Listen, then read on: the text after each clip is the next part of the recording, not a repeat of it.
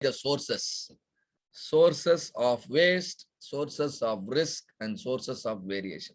That is why I wanted you to create a map as it is, how process is getting executed in your company as it is, so that that map can help you to identify where and all there is bottleneck, where and all the waste is getting accumulated, risk is increasing, variation is more. And then you have to identify the causes. You have to identify the causes. The problem is why. Causes are nothing but X. Consequences are called what? Z. Do you now understand what is X, Y, and Z? Y is the problem. Y is the pain metric.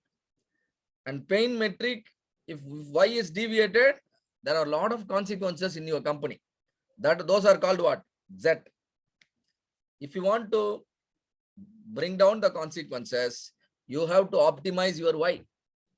You have to optimize your Y. If you want to optimize your Y, you have to optimize your X.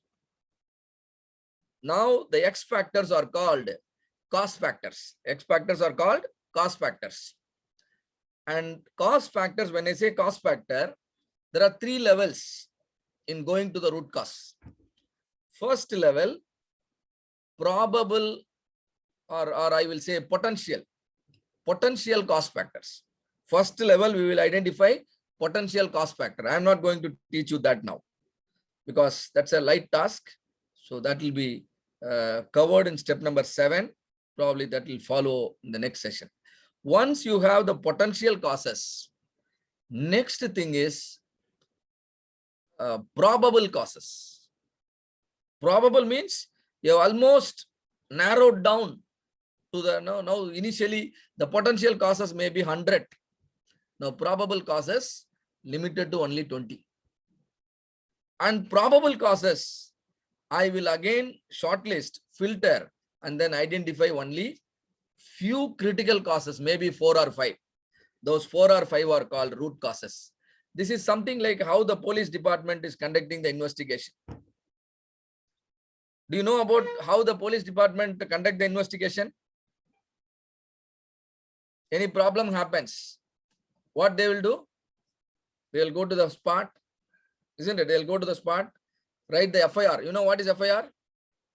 Process as it is. FIR is nothing but what? Process as it is. What happened as it is. They'll take photograph and so many things, FIR. And then on the spot, there are 100 people. Now all the 100 people are called what? Potential, criminals. Am I right? Definitely the criminal will be within that, because the crime happened and there are 100 people there. Definitely 1 out of the 100 is going to be the criminal.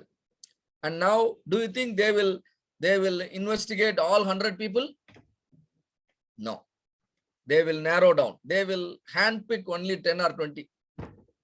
They will handpick only 10 or 20. That means, with available knowledge and available information, they will reduce the potential causes to probable causes.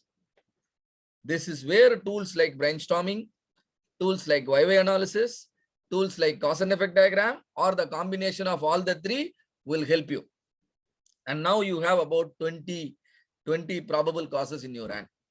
Now with the 20, which is critical? Now you have to investigate each and everything. The 20, again, if the 20 is high, again, you may have to do 1 more round of filtering. Maybe now you can involve experts opinion, and then, past experience, everything you can use. 20 can be narrowed down to, let us say, 5. And then each one out of the 5 will be critically investigated. And for that critical investigation, we'll use a procedure called hypothesis testing. And based on the hypothesis testing, we'll understand whether the factor is really a critical factor or not, right? So the goal is to identify the critical factors, nothing but the root causes, for which we need probable causes, for which we need potential causes. We'll go step by step. And then statistical validation is important, because when you say this is a root cause, some changes are required to be carried out in your organization. So when you want to make changes in your organization, then you have to prove, you have to create evidence. That's called statistical evidence. If you really want to punish the crime, you want to hang him, then the crime has to be proved, isn't it? Otherwise you can't, even punish a criminal. And then whether the validated factors are sufficient to produce the result. Whether the crime is done by an individual or by a group. If it is individual, then you can recover your loss, everything from that individual itself. But if it is done by a group, you can recover the loss only by, only by identifying all the members in the group. Same way, whether the critical factors are one or many. If it is many, then you have to optimize all. 3 critical factors involved. Then you optimize all the 3. Then only what happens, your expected result will happen. And risk mitigation. So you will be taught FMEA probably tomorrow. And by solving a problem, you should not get into a new problem, isn't it? So always when you are offering solution to an existing problem, you have to be very sure that the risk associated in the process doesn't increase. The risk associated in the process doesn't increase, isn't it? So FMEA needs to be done.